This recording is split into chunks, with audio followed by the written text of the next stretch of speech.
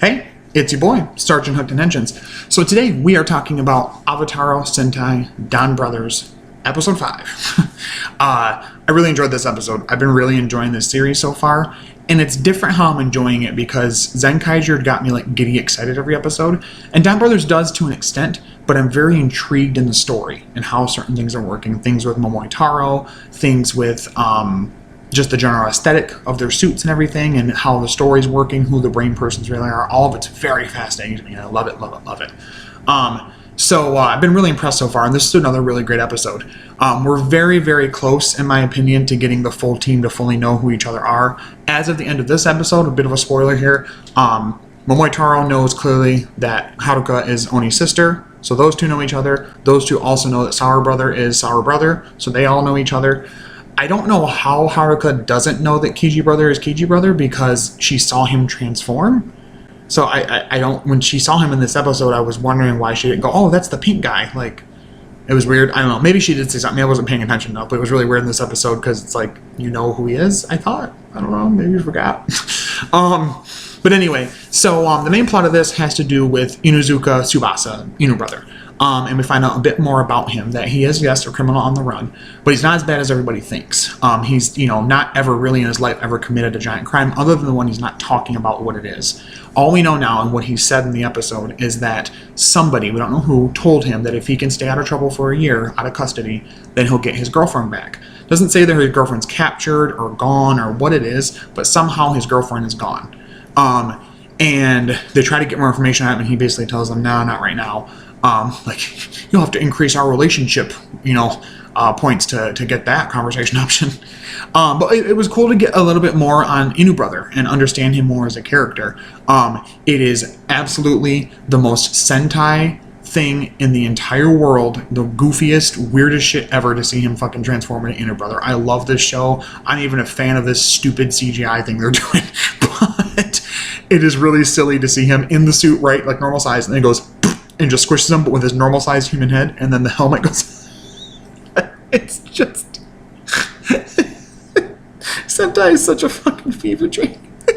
Like, Zenkaiger was that all the way through, the most surreal fever dream you've ever wanted to experience. Like, usually you're not made on purposely have a fever dream, but Zenkaiger I felt like was one you would want to have. This episode, being able to just seeing his transformation, it has that same energy. So the main plot of it has them all in a hostage situation, kind of. So Tsubasa is running away from the cops from what he did last episode, fighting those guys, and it's like, oh hey, beat up people, blah blah blah. And so they're going after him. There's a police commissioner guy who's about to be retired, and he wants to finally have something in his career that was interesting, so he wants to catch Tsubasa. He's our Sentai Oni of the week, which is Keisatsu Oni for Pato Ranger. So we get the Pato Ranger gear at the end, of course.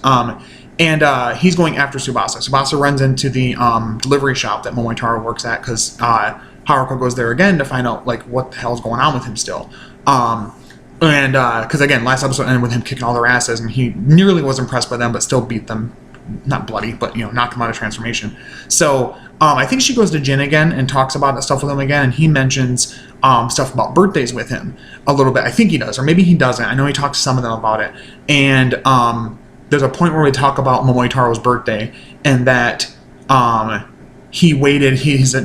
Jim was like, hey, blah blah blah, we'll be back after work, we'll have your birthday party, some cake, whatever. He's like, okay, and so he does, and he waits all day long for him to get home. Gets home and he realizes that nobody else came over to visit him for his birthday. So he thinks he doesn't understand. At that moment, it broke what his definition of happiness is. He has a quote in this episode. It hurts so much, but goodness, it shows how much of a pretty deep good red he's going to be and is so far. He mentions someone says something about what even makes you happy, or what makes you tick, what do you know about being happy? And he goes, well, I don't really know what happiness is, but I do know that I like doing things for people, and I bet if I do enough things for people and help enough people, I'll make them happy. Then maybe I'll understand what happiness is. Oh. I wasn't expecting that much of a gut punch emotional thing in this episode. Like, DonBrothers is a pretty insane Sentai overall in what it looks like aesthetically, and the CG Rangers and what have you. So to hear him say that was kind of heartbreaking. Kiji brother comes through, of course, as well. Tsuyoshi comes through, and he is bringing a cake to Momotaro to thank him for last episode with the Onigiri guy, because he did help to an extent.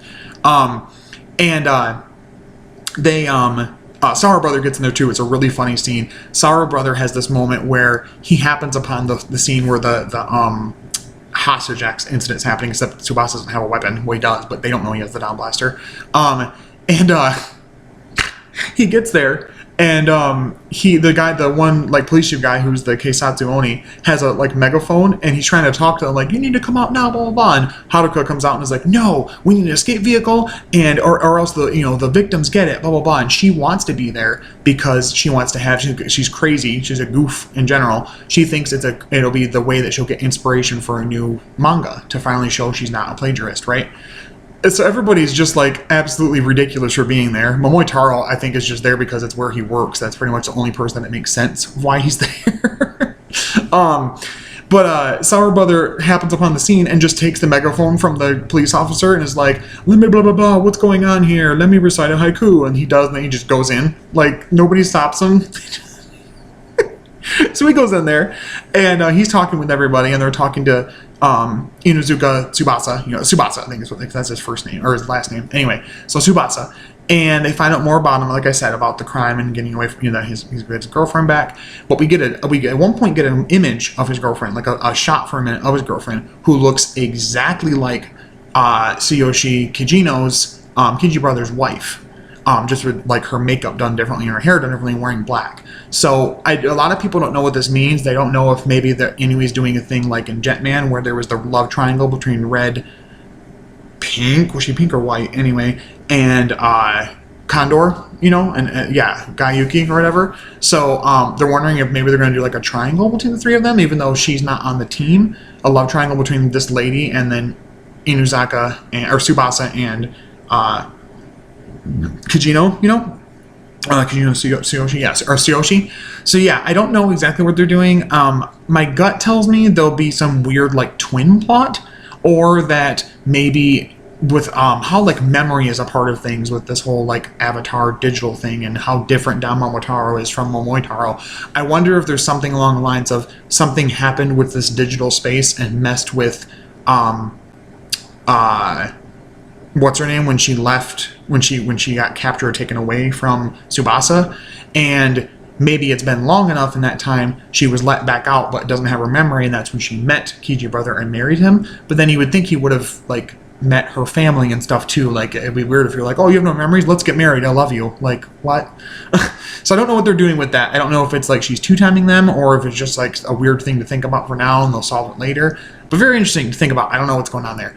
Also, Tsubasa lost his little VR goggle things at the beginning of the episode. So when the Kisatsu Oni finally breaks in to stop everything and becomes the monster, he goes to transform. He's like, I don't have my glasses. And finally they appear for him, and he sees a door to one of the little trapdoor things they transform with to go through to escape getting attacked. So he transforms, and of course the goofy transformation with his human head and tiny body and all that. There's this show, man.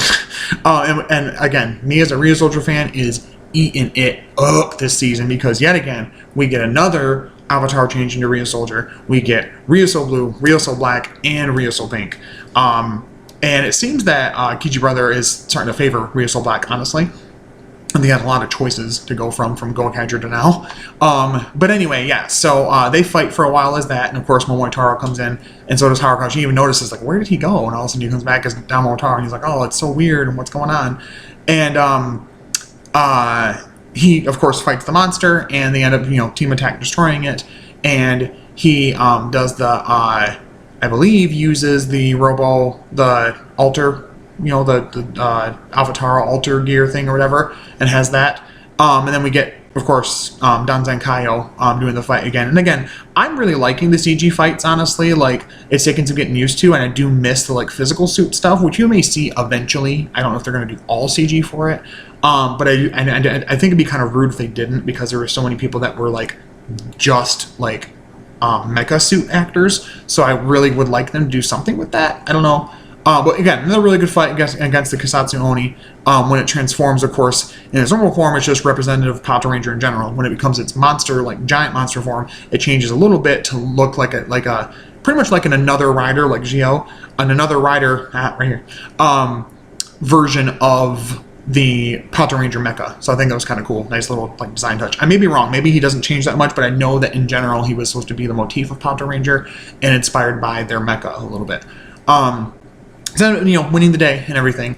And that's the end of the episode. We see the commissioner get saved because the brain persons aren't even there in the episode. They do destroy a piece of art like the Mona Lisa. I don't know what they're doing with that. Again, a lot of weird shit. Just, at least with anyway back in with like Jetman, the weird shit was sprinkled throughout. This is just like every fucking episode has something really fucking weird in it that I don't understand.